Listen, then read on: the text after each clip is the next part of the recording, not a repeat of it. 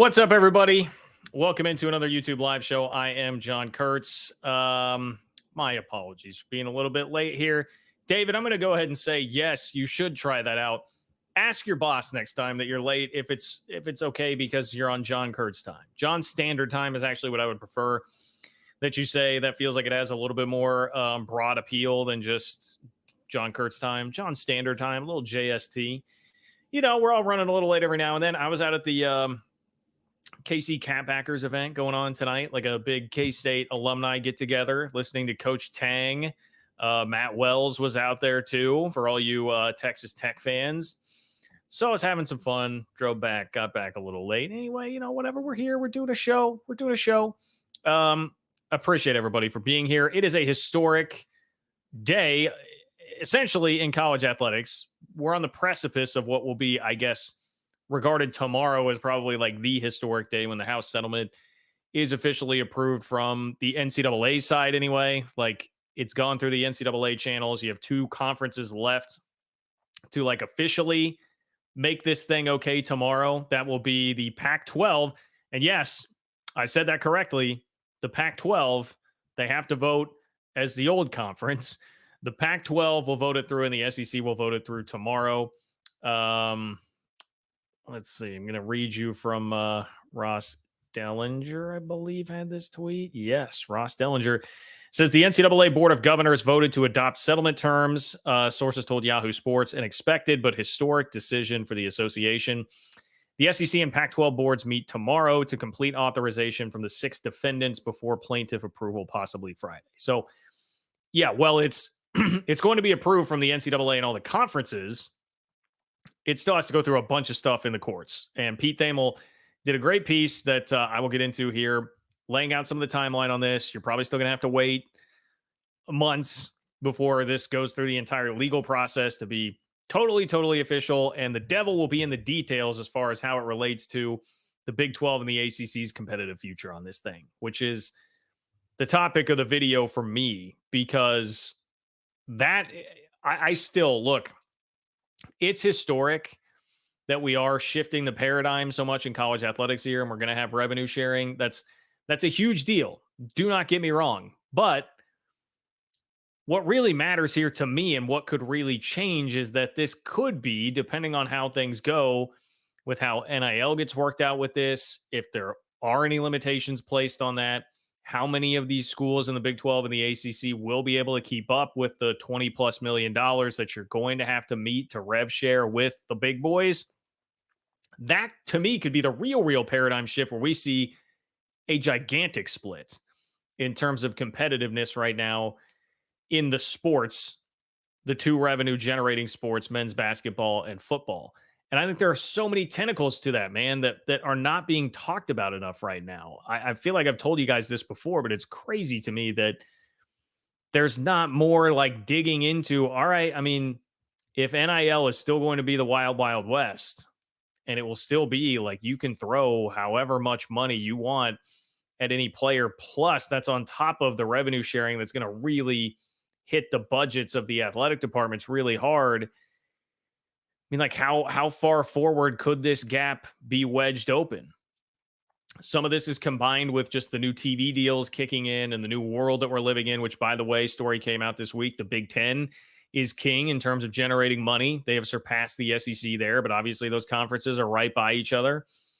To me, the question with all this will be like, what now?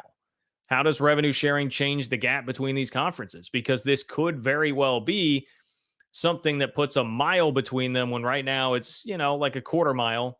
I mean, far enough out that TCU could make the national championship game, but get blistered by 50 points when they go up against Georgia. But hey, at least they're there. They're there in the national championship game. Are we about to just wedge that open so much further with the combination of everything happening, but revenue sharing being a big part of that here? I will just tell you, I mean, I'm somebody that I love the Big 12. I want the Big 12 to be able to compete. I want as much parity as possible in college football. I think even Big 10 and SEC fans, they won't talk about it. They won't realize it, but it's good for the long-term health of the sport.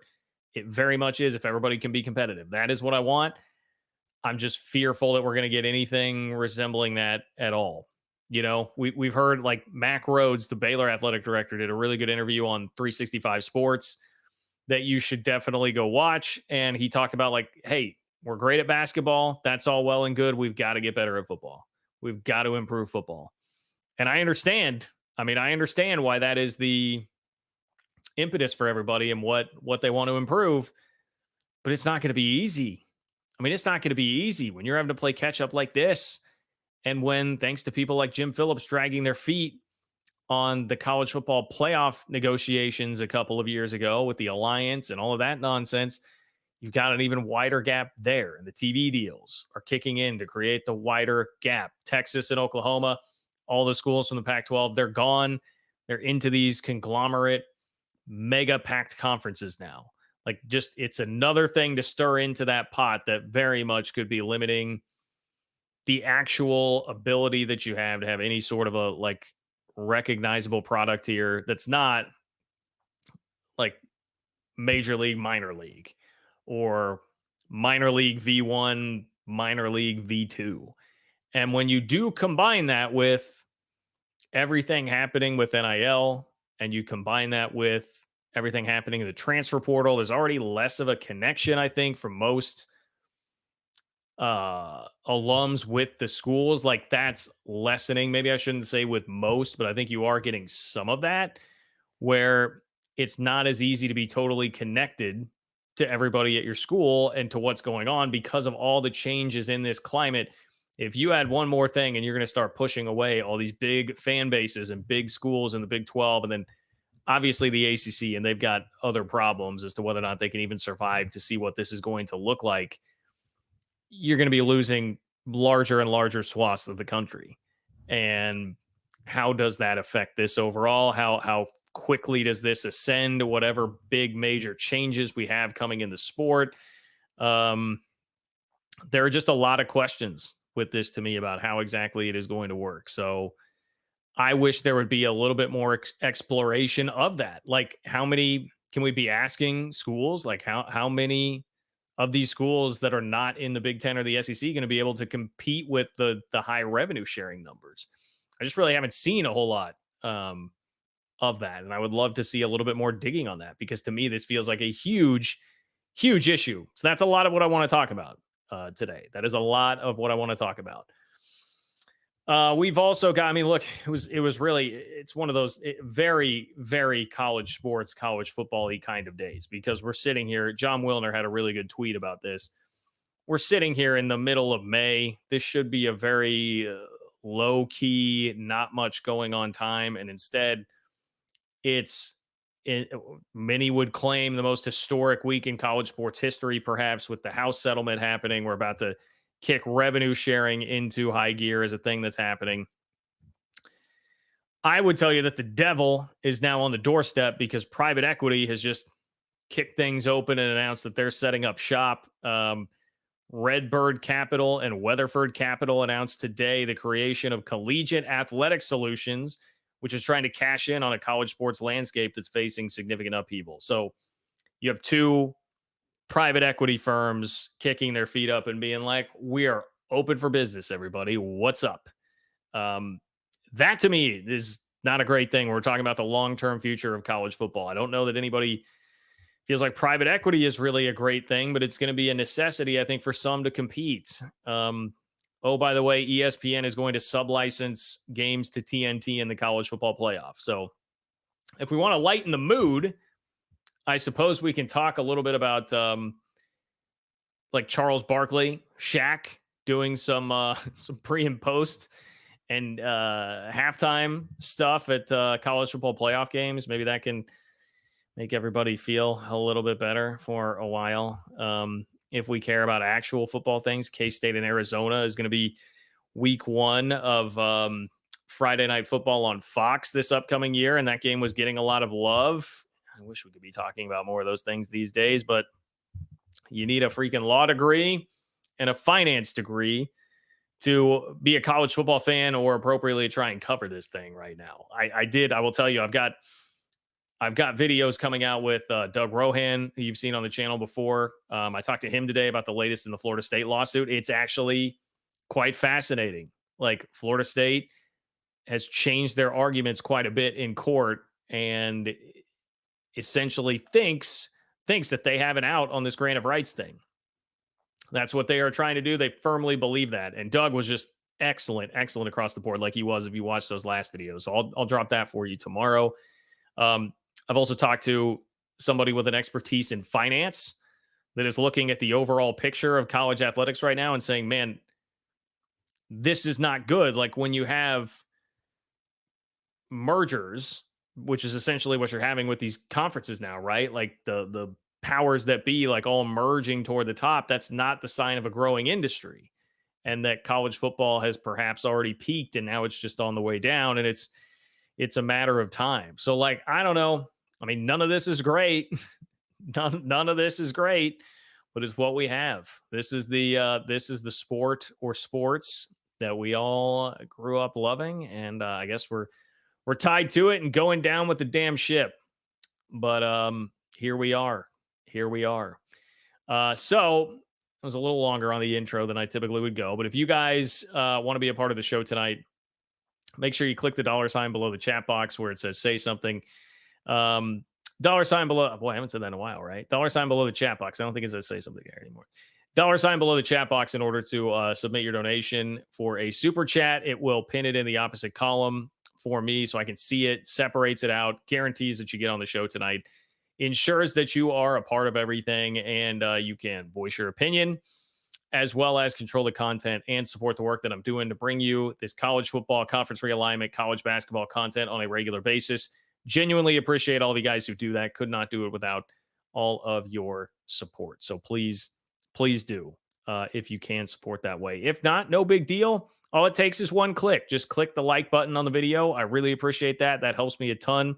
Keep the comments coming in the live video and keep the comments coming in the comment section underneath the video after it is done. Let me know what you think. Am I overreacting to this? How confident are you in the future of the sport? Definitely share what you think there. And it's John-Kurtz-4 on Venmo if you would like to support the channel that way. And if you do that, you can leave a question or comment there and I will answer it to kick off the next show. So you can still be a part of the action on Venmo, John-Kurtz-4, even if you are not able to catch this live. Keeping you all informed and a part of everything if you're not here live with us. But certainly appreciate all of you guys who are. So with that, let me throw out one more thing. Make sure you go follow me on good old TikTok, John Kurtz Show on TikTok, John Kurtz Show on Facebook, John Kurtz Show on Instagram. Trying to grow those now, as I have neglected for so long. I had a good time. I'm having a good time on this TikTok thing. You know, I jump on the TikTok bandwagon right as it's en route to going away. Can we save that? Because I'm having fun with it. You know, I did the best hand sign in college football video on the old TikTok, and that was pretty fun. I will tell you guys, as much as I hate them, I do think that this is the best hand sign in college football. Like, that's why we love to hate it, and it turns into such a thing that everybody loves to hate. That means it's the best. That's why you come for it. Hook'em is the best hand sign in college football. I do apologize for a little bit of brief Texas propaganda on the show. You guys are reminding me too, just taking a peek at the comments there. Oh, by the way, the other rampant story in college football right now is the fact that Jaden Rashada, former high-profile quarterback, is now suing people involved at Florida for reneging an NIL deal, like pulling the rug out from under him on an NIL deal. And then we get a comment for like Kirby Smart was okay with because he's now at Georgia. He's suing people at Florida, and Kirby Smart was like, yeah, it's fine. It's fine. Just go do it. I mean, it's the most college football thing ever. The Jaden Rashada situation that we have right now. It is a mess of a sport. Like, can you imagine trying to explain what the hell this all is and how any of this makes sense to somebody that would come at this not having any idea before, like they haven't been a college football fan before? How do you try and explain the current state of this game and like where everything is at and what is going on right now? There's just not much of a good way to do it at all, everybody, unfortunately. But here we go anyway. I can say this. The Big 12 and the ACC were leading the way. This House settlement, Big 12 and the ACC were at the forefront, ladies and gentlemen, at the forefront. The ACC has joined the Big 12 as the second named party in House v. NCAA to vote to settle the case and related antitrust cases. They were the first two out in front. As I said on Twitter, which, by the way, you can follow me there too, at JL Kurtz. As I said on Twitter, I mean, do the Big 12 and the ACC have to carry the load on leading everything in college sports these days? Just like this historic settlement, they've got to be out in front. Can the Big 10 and the SEC wake their asses up and do something for once? Obviously, I kid. This is from Pete Thamel, ESPN. With those votes formalized, a path is underway to forge a new era in college sports. There will be 4 more votes this week, 3 more from the Power 5 leagues and 1 from the NCAA Board of Governors. The ACC presidents voted in person in Charlotte, North Carolina at their meetings Tuesday evening. Big 12 presidents and chancellors voted virtually Tuesday afternoon, which you know what that means, Big 12 fans. Number 1, baby. That's the best hand sign out there. Numero uno. Big 12, first to get it done. Departing members, Texas and Oklahoma, they had to abstain. They didn't even vote in this thing. It was everybody else. So the Big 12 is at the forefront of everything, and they did it without Texas and Oklahoma. Enough about the Big 12 needing Texas and Oklahoma's help and being subsidized by them, whatever. We did it without you, Texas and OU. We were the first. We were the first. Take that. Take that, Sooners and Longhorns. The settlement is widely expected to pass, which will chart a new course for college sports and establishing a framework for schools to share millions of dollars with their athletes and create a fund of more than $2.7 billion to pay former athletes who are not allowed to sign name, image, and likeness deals. Sources have consistently indicated to ESPN that there is little resistance on the conference level, and the NCAA is also expected to pass the settlement measure. The Pac-12 will vote as a full 12-team league as currently constructed, as it was when the House versus NCAA case was filed, which I thought on that was like that has to be a pretty fun little Zoom meeting, right? Get the old gang back together. Can we get, like, is Kirk Schultz on that along with Pat Shun from Washington State, who's now at Washington? Like, do they get together and break bread over Zoom to go ahead and do this thing and get this all done? I would just have liked to have been a fly on the wall to see how that all worked out with the Pac-12 having to come back together with all that. Sources said Big 12 presidents and chancellors were briefed in recent days on a 13-page term sheet that contains the settlement language. The key parts of the settlement include the NCAA paying for more than $2.7 billion in back damages over a decade. We know about that. $1.6 billion will be withheld from the schools. And that is something of note here. I mean, the last I talked to you guys, it was in part about, like, hey, the Big East is really throwing a fit about the fact that they feel like they're having to shoulder too much of this. Smaller schools are. And, you know, I can't really say that they're wrong. It's a higher, the amount that they're paying is a higher portion of their athletic revenue that they're bringing in than everybody else in Power 5. And we know it's mostly these Power 5 athletes over the last however many years that would be the ones that deserve the money. So it's hard to argue with but nobody cares. I mean, these poor guys just get trampled. Like, it hasn't done a single thing, it would appear, to slow any of this down. It's just moving right along. Those smaller conferences just kind of get told what to do. It is what it is. See you guys later. We're good. We're moving on and doing this thing. Forget you. Screw you. I mean, that's the attitude, unfortunately. There's also roughly $20 million in permissive revenue sharing that is expected to begin. I will say maybe that's a bit of a break. Like, Pete Thamel continues to use the language 20 million instead of like 22 or 25 that we've seen thrown out there at times. Like, Ross Dellinger seems to be more on the $22 million bandwagon with the potential for it to rise to 25 fairly quickly with the look in that they have with it. Either way, still going to be a lot of money, and it will give athletic departments the direct ability to pay the players, a massive paradigm shift for college athletics.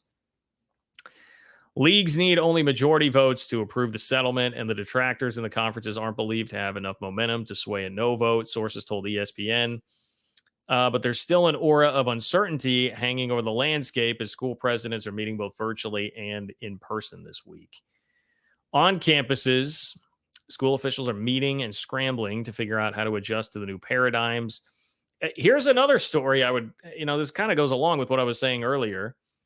Maybe I can help with a little bit of this. I do have something in mind, but what is happening on these campuses right now? Like what are athletic departments like at the moment as they know this is coming and coming soon? Like fall 2005 revenue sharing is basically the expectation is right now, if you believe the Ross Dellinger reporting, the expectation is that fall 2005, you'll have the revenue sharing there. Come up with the $20 million or risk falling way behind.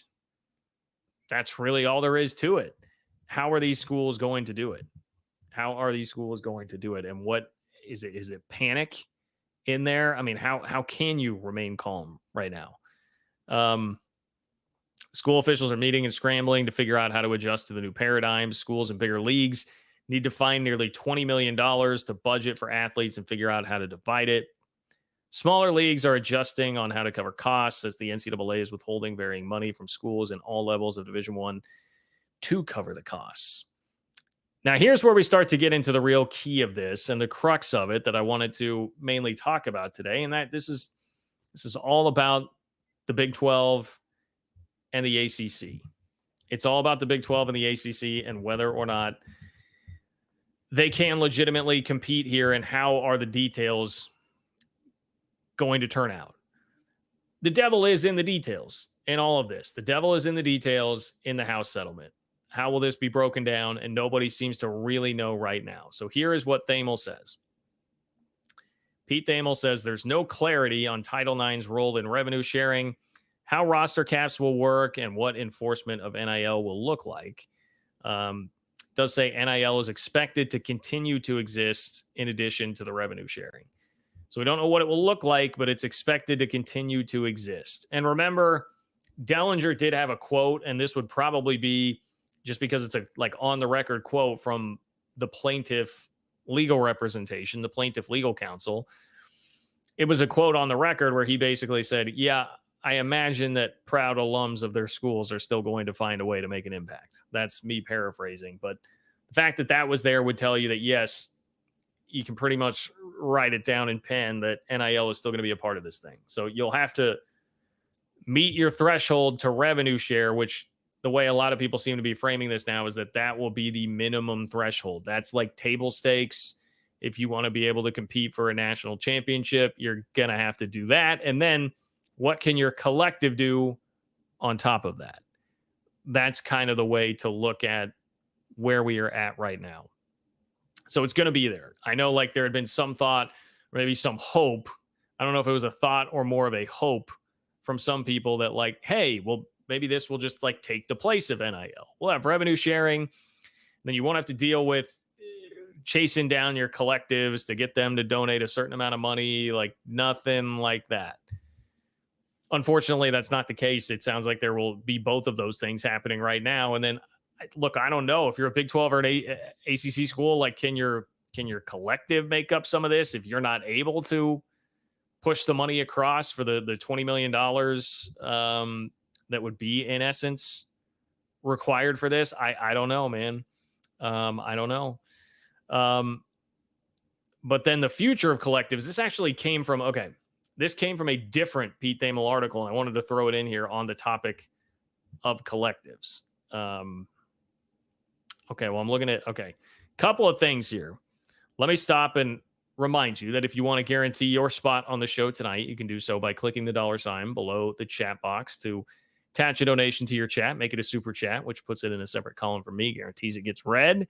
You can control the content, make your voice heard, and be a part of the show while supporting the work that I'm doing to bring you conference realignment, college football, college basketball content here on the channel. But I want to get to this one because I do think this is interesting. I was kind of asking for this, but Payson Cougar fan does say Tom Holmoe, BYU athletic director, has already declared we're good, not going to stop our program. My question with that would just be, does that mean he's saying like we're good as in like we've got the $20 million to cover it, or just like we'll find a way? We'll find a way. you might have to get pretty creative. And honestly, tying right into where we're going after the initial part of this story, is private equity the answer? They seem to be lining up. Hey, we'll front you the money, but then we're taking a stake. And you betcha we're going to trim the fat because that's what private equity does. And there seems to be a lot of fat these days in the way athletic departments have run because they've gotten fat and happy on a ton of money that they weren't having to share with anybody. And so they've hired really big staffs, and you see, the coaching staffs and all the analysts and everything that's going on there. I mean, sure, private equity would look at it like, oh, there's a lot of bloat here. Let's figure this out. Before we get to that, though, future of collectives. So for those of you that have questions about NIL, and I've been fielding a lot of those just from people that I talked to lately who have an interest in this. Multiple sources have told ESPN that some school leaders are hopeful the future revenue sharing model will eliminate or significantly decrease the role NIL collectives play in the marketplace for athletes. As we already discussed, I think you can go ahead and just quit dreaming about it eliminating NIL collectives. I don't think you're going to have that. An additional $20 million flowing directly from schools to athletes could theoretically satisfy the competitive market for talent and decrease the interest of major donors from contributing to collectives. Experts say there is no clear legal mechanism that could be included in a settlement that would eliminate collectives. So, experts say there is no clear legal mechanism that could be included in a settlement that would eliminate collectives. There's no way you could work this into the settlement to say, hey, collectives are done. No more of this shady, weird stuff where Jaden Rashada situations can happen.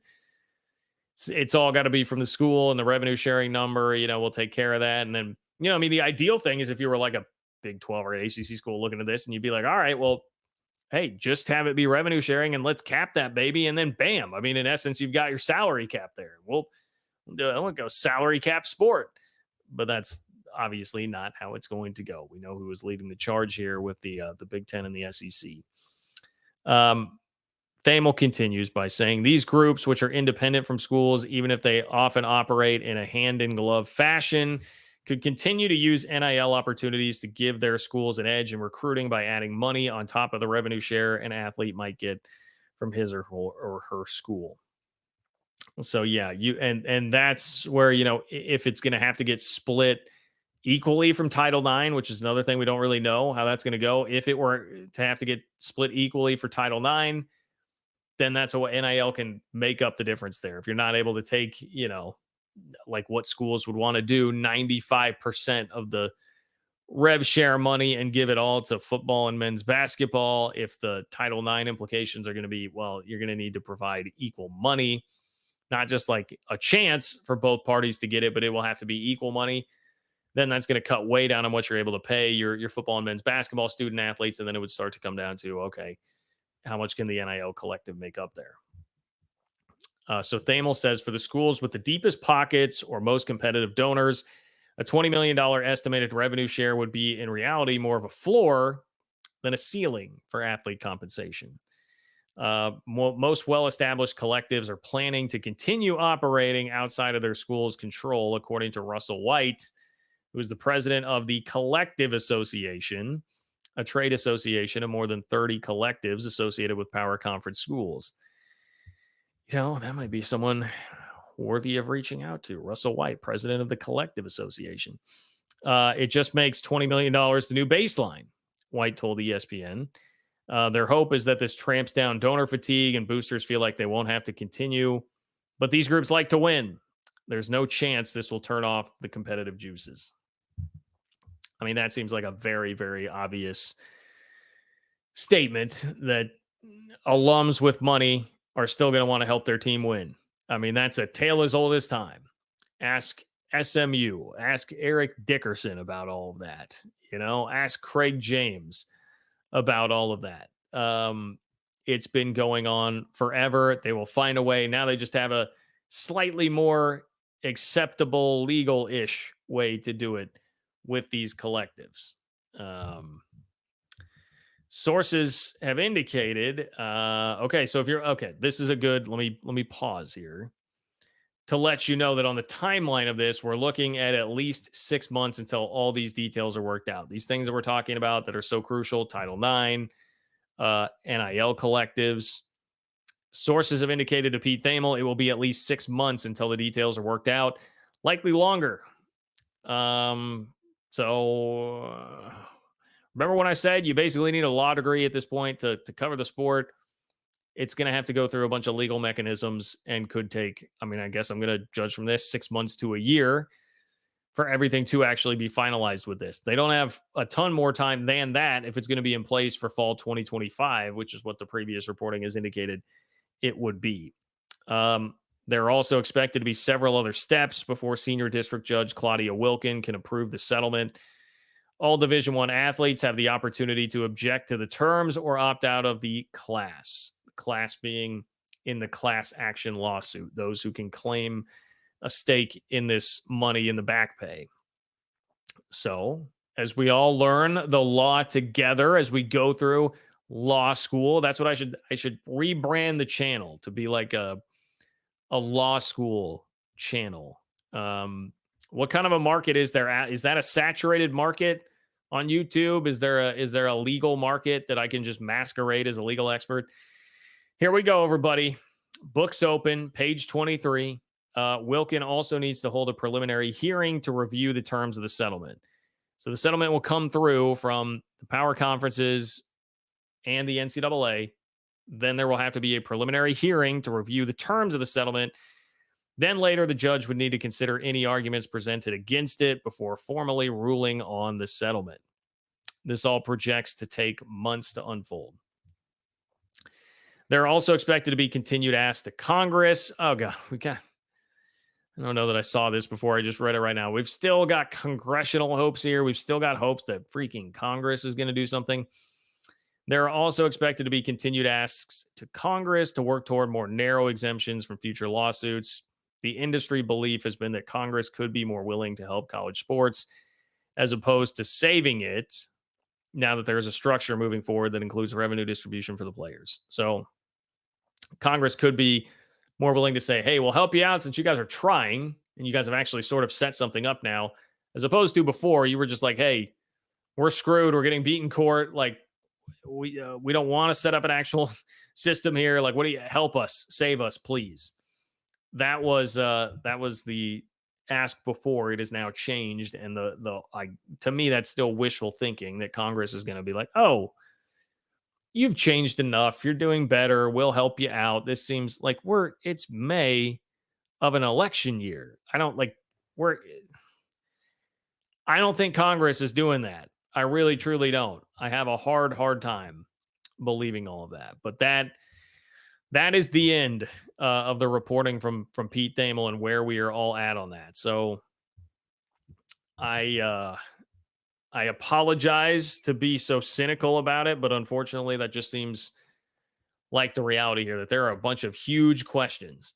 I guess if you want a silver lining in all of this, it would just be that nobody really knows how all this will really work and how everything will really be impacted.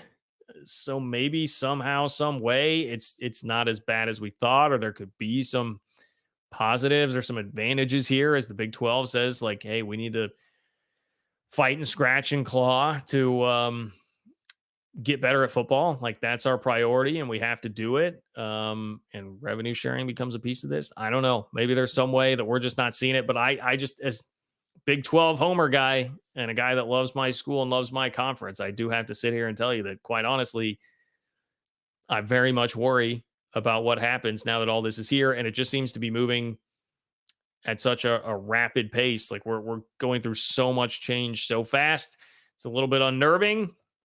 Hey, we'll follow it all the way here on the channel. I can tell you that much. If you want to be a part of the show tonight, click the $ below the chat box in order to submit your donation. If you would like the video, I much appreciate that as well. That's an easy, free way to support the channel. And if you are not watching live, it's John-Kurtz-4 on Venmo. If you want to catch up that way, you can leave me a question or comment there, and I will kick off the next show with your question or comment. So we say, what's up to Aloha Nate? Aloha Nate. Fall behind. Rutgers and Vanderbilt can spend $22 million per year and they still won't be competing for any championships. I mean, probably not, because their peers in their conferences are still going to have so much more money, right?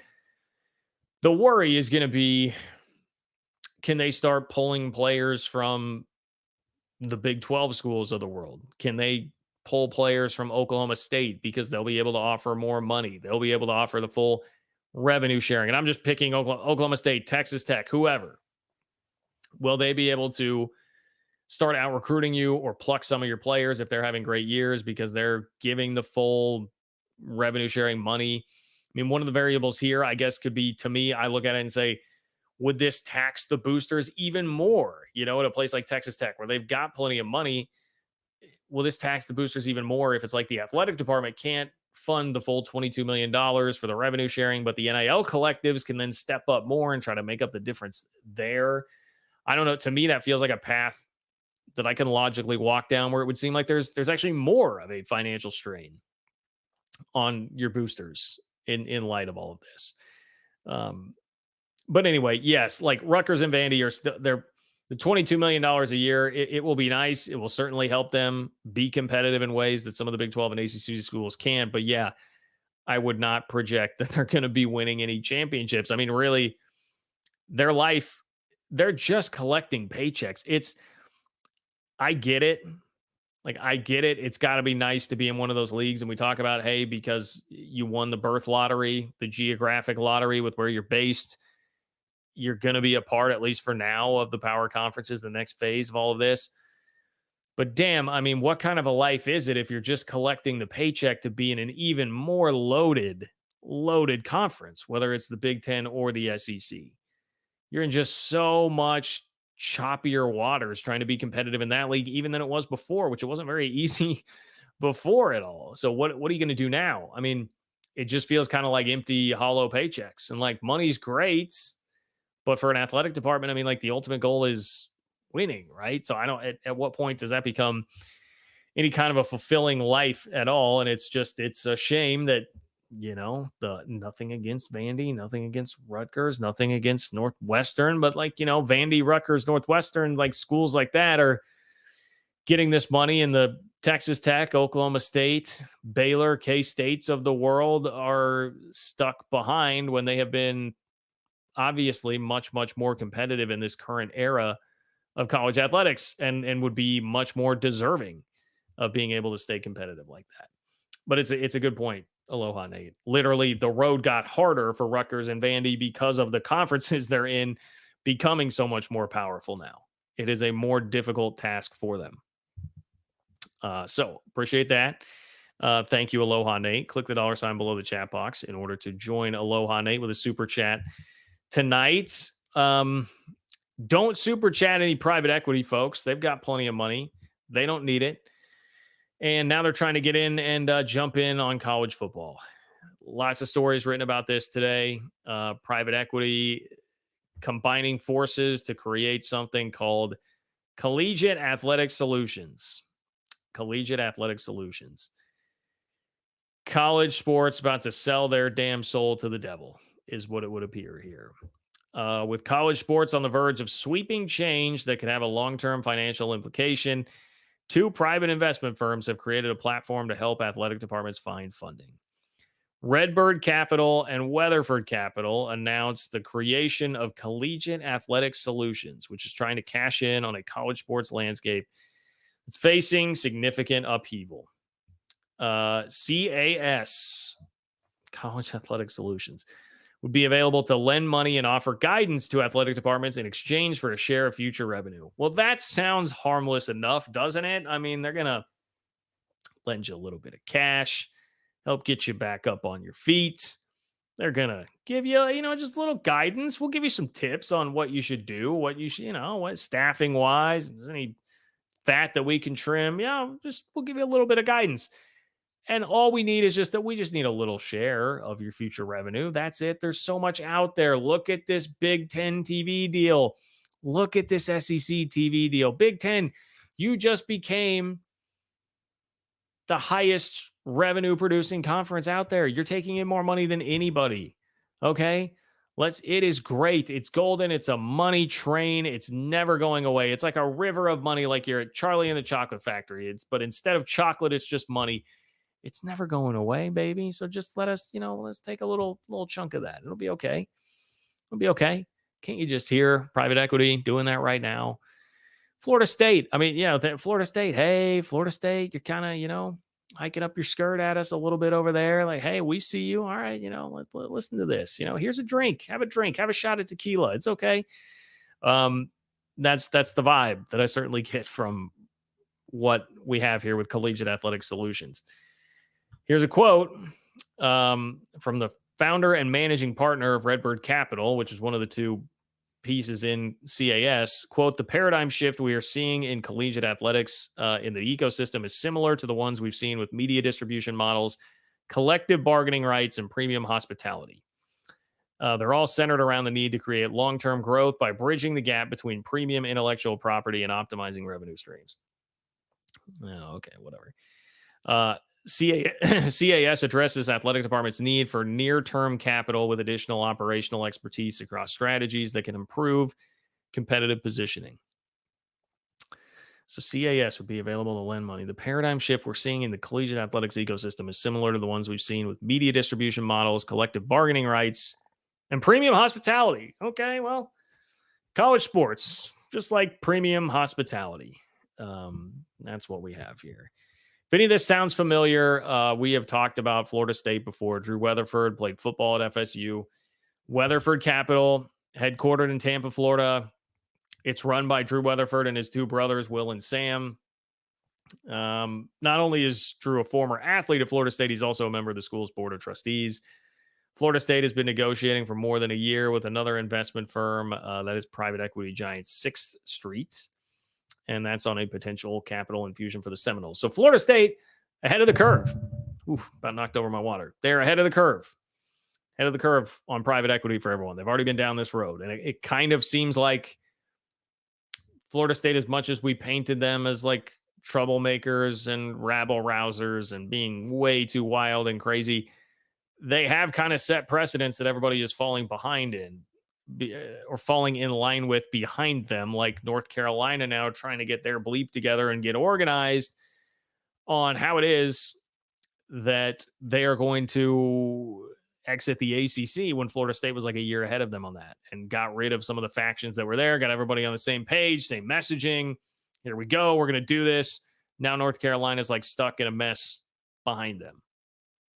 Well, here, Florida State was already negotiating with a private equity firm, and now there's a conglomerate that's coming in here trying to scoop up other vulnerable properties in college athletics that are looking at what the cost is to compete now and how prohibitive that might actually be for them. Quote, we're in the late stages of the competitive divide between athletic departments and programs, Weatherford said. The impact of conference realignment, diverging media rights deals, and the advent of NIL and revenue sharing is creating a greater financial divide at both the university and conference level. History has proven that the universities that adeptly invest in their athletic departments consistently win and outpace peer institutions. Our mission at CAS is to offer athletic departments a unique capital solution to invest when and where they need it to compete at the highest level during this tenuous paradigm shift. What could go wrong, right? What could possibly go wrong inviting private equity into the bedroom here in college athletics? And Florida State, to their credit, however you want to say it, like they would be the first to jump in line, it would appear, to try it out, see what happens, take that ride. It does feel like it's becoming, for some of these schools, like a risk that they almost have to, a risk that they almost have to take. Like if you're Florida State and you're saying, hey, the answer is either private equity or we get stuck in the ACC for 9 more years. I mean, what are you going to do? You're probably going to have to do it. You probably will. Hey, I see it, guys. I am cynical, but I don't know like how you cannot be cynical about all of this stuff. I feel like it's almost a little bit head in the sand to not be pretty cynical about all this stuff and where it's at and where it's headed. Papa Bravo. What's up, Papa Bravo? Papa Bravo. I like this. Papa Bravo, just when you think these clowns have hit rock bottom, they get out a shovel and start digging. And Congress couldn't find shoes in a shoebox. Yeah, I mean, look, Congress, I mean, trusting Congress to get something substantive done on this. The only thing they've been able to do is get rid of TikTok, which again, follow me on TikTok, John Kurtz Show on TikTok. Having some fun on that. The only thing they can do is get on the same page about getting rid of TikTok. So I'm not optimistic that they're going to be able to help out college sports the way that college athletics leaders actually want them to. But yeah, private equity seems to be a new way to just keep digging lower and lower and lower. I agree with you, Papa Bravo. Good comments here. Aloha, Nate. What's up, Nate? Aloha. How long before private equity inserts their people as athletic directors or insist on cutting non-football sports to increase profits? Yeah, I mean, there's no telling what could happen there. Are they gonna, demand that athletic directors be fired? I mean, look at like North Carolina has little factions. Some of them don't like Bubba Cunningham as the athletic director and think he's made major mistakes. Would a private equity firm be like, yo, bro, like you're what? You're $17 million in debt as of next year? Like, what are you doing? You're terrible. We can't have this. Get out. We need you to hire somebody else. Yeah. How much will they start to bleed in and take over? And if you think some of this sounds crazy and far-fetched, I mean, if I explained to you the landscape of college athletics now, I explained to 2015 you, all right, 2015 you, I explained to you what is going to be going on in college sports. You would be like, dude, that's crazy. That seems nuts. So I'm beyond the point of thinking that any of this is really actually nuts or unrealistic. I guess the one thing that could save some of the non-revenue sports would be like Title IX. You know, maybe Title IX would save some of that if they were wanting to go after some of like the women's sports, and some schools would be closer to the edge. There's also, and I guess we don't know how the NCAA is going to be factoring into this, but there is like a requirement of a minimum amount of sports that you have to still be an NCAA institution playing sports, be at the level that you're at. I forget it. It's not like a Power 5 thing or just an NCAA thing. Anyway, there's a minimum threshold that you have to have in terms of amount of sports there. Will that still be there? Like, will the NCAA still be governing this whole thing that private, I guess, I don't know. But it's a good point that you bring up, Aloha, Nate, because that's look, private equity is going to say, hey, we gave you this money. We've got you bent over the barrel. Like, we get Florida State, if you're going to need a 9-figure loan, basically like 9 figures from us, we're going to have a lot of say in how this is going to go. And, we've got 200 million reasons why. David, what's going on, David? David, I wonder with the equity thing, if some booster will look back and go, dang it, I lost my power to the private equity dudes. I mean, another good point. These are all good points to bring up. I like where your guys' heads are at today. Yeah. Like, are there going to be boosters being like, wait, hold on. I don't have the power anymore. This guy from, Weatherford Capital, this guy from Weatherford Capital that I don't know. And, he's, especially if it's a different school, like maybe at Florida State, it's one thing if Drew Weatherford at least has a presence there. But if you're some other school and it's like this guy from Weatherford Capital at College Athletics Solutions now has the power to dictate what's going on here and hiring and firing and like, hey, we've got to get rid of this coach. I mean, think about that with the coach. How are the coaches going to react to this? Like, now I already have to deal with like shaking hands and kissing babies with all the boosters and staying in with the right ones there. Now I've got to figure out the C-suite guys in the boardroom at this private equity firm to make sure that they don't try to run me out of town and get me fired because football's not producing where they want it to be to get their ROI. Craziness, man. I mean, that's craziness. But it seems like that is a reality. That's what's coming here. Anyway, appreciate you, David. Thank you for being here. You guys can have about, like 5 to 10 minutes left if you want to get something in, getting close to buzzer beater time. So click the $ below the chat box in order to do that. If you want to be a part of the festivities tonight, John-Kurtz-4 on Venmo if you're not watching live, and you want to be a part of the show as well, that is the way to do so. I will read your question or comment. If you leave it on Venmo, I will read it to begin the next show. So that is the way that you can get in touch with me there. Also, if you'd like the video, that would be wonderful. Totally free. Just give me a click. Keep the comments flowing. Leave comments in the comment section underneath the video after this is done. Look, tell me I'm wrong. If I'm being too cynical, tell me I am wrong. If you want to be cynical with me, the comment section of the video is your place to do just that. Let's all commiserate together here on what is happening to our beloved sport. All right, let's bring some levity to the situation. Okay, can you imagine? Close your eyes and imagine with me. This would be like December 2024. You turn on your TV. You're sitting on the couch. It's halftime. Great game going on. K-State and Oregon in the first round of the college football playoff. You open your eyes, and here comes Charles Barkley making jokes about Dan Lanning and Galveston, Texas. And that's where we're at because TNT is going to get some college football playoff games from ESPN. Trying to set the scene for you. It's Chuck, it's Shaq, it's Kenny, it's everybody that you know and love, right? Everybody that you know and love from the NBA on TNT. But instead of forcing Charles Barkley into college basketball games where he really doesn't know all that much because he has not watched the sport the entire year, now you're throwing him into college football games. That, maybe hell as an Auburn fan, maybe he would even be better and more well-suited for that because Auburn fans, I presume, would be watching the college football season. Maybe not lately after the Brian Harsin era, how all that's been going. But as an Auburn fan, I would think he would know the game of college football perhaps a little bit better there. Anyway, ESPN has announced a 5-year deal with TNT Sports to sublicense college football playoff games. As part of the deal, TNT will broadcast 2 first-round games in 2024 and 2025 before adding quarterfinals each year from 2026 through 2028.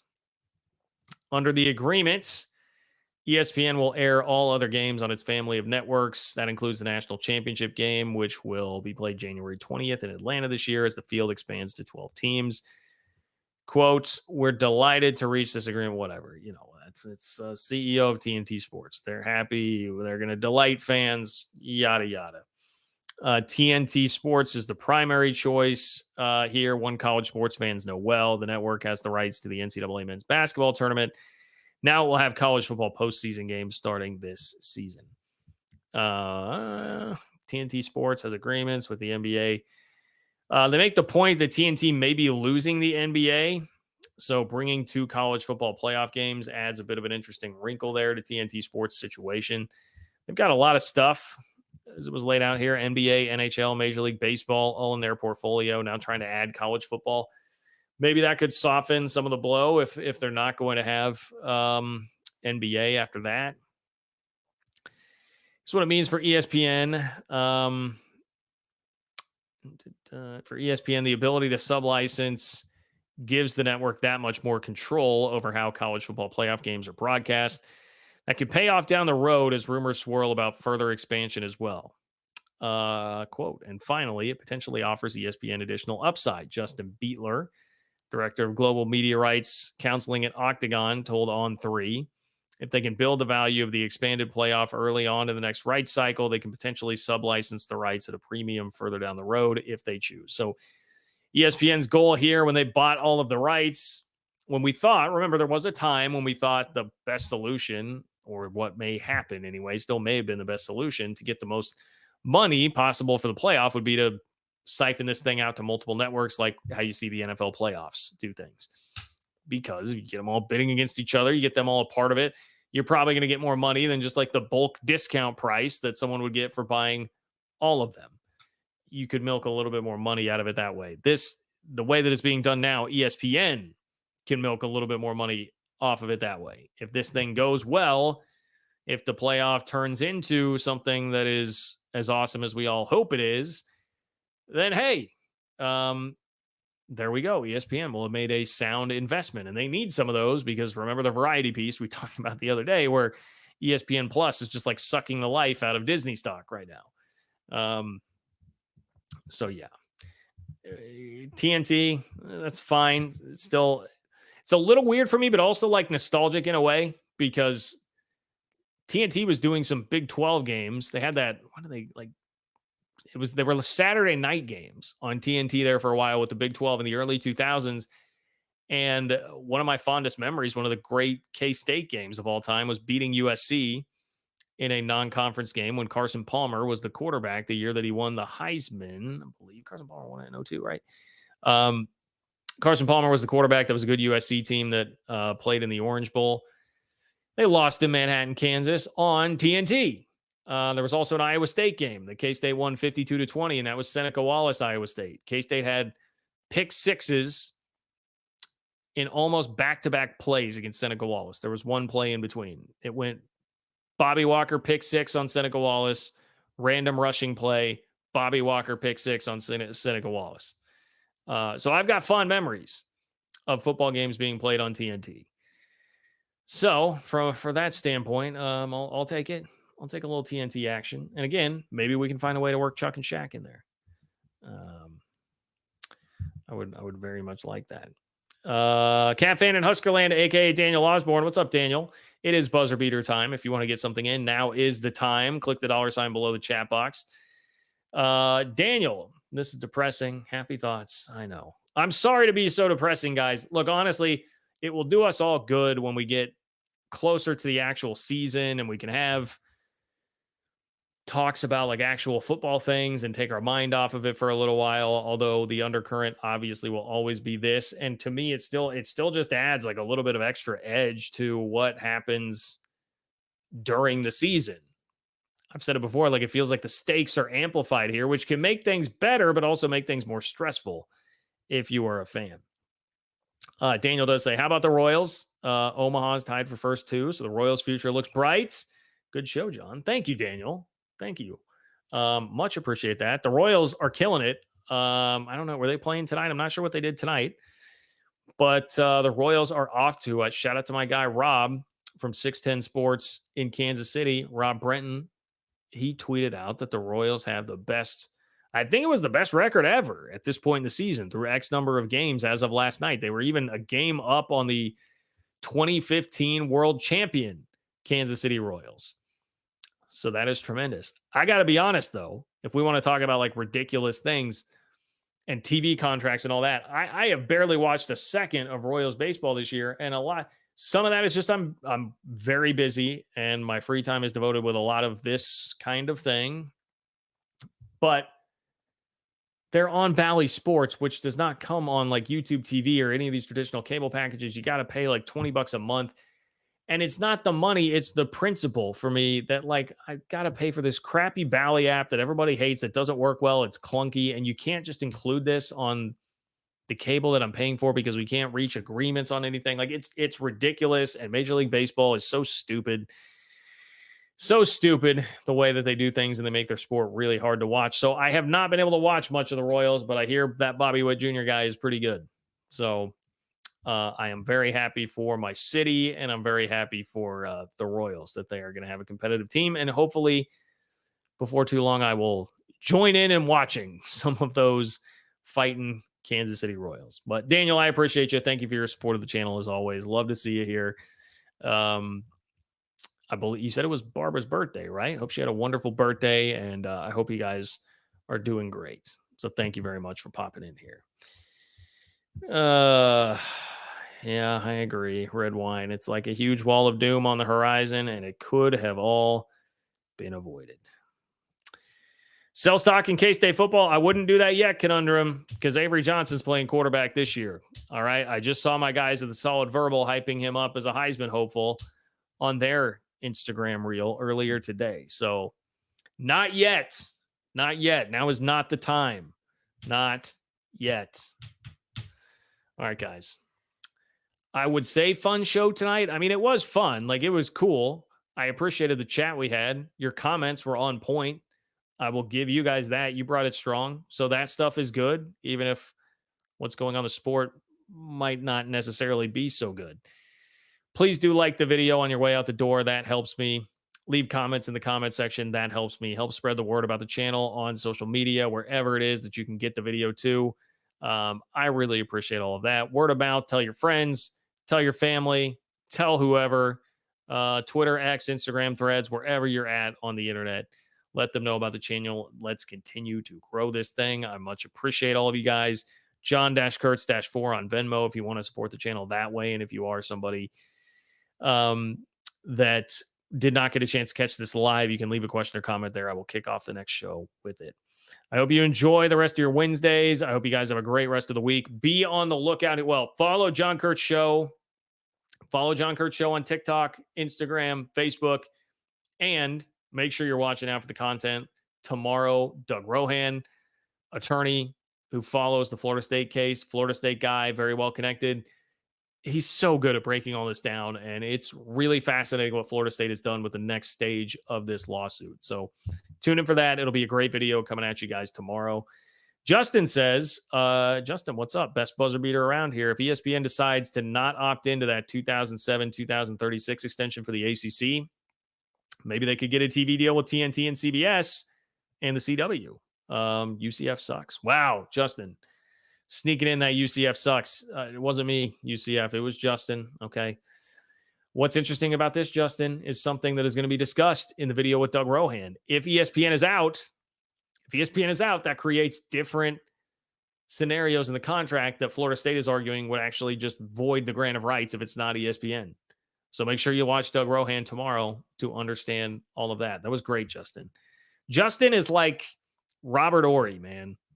I mean, you get him when you need him, and at the end, he nails the buzzer beater. Justin is the Robert Horry of the live shows.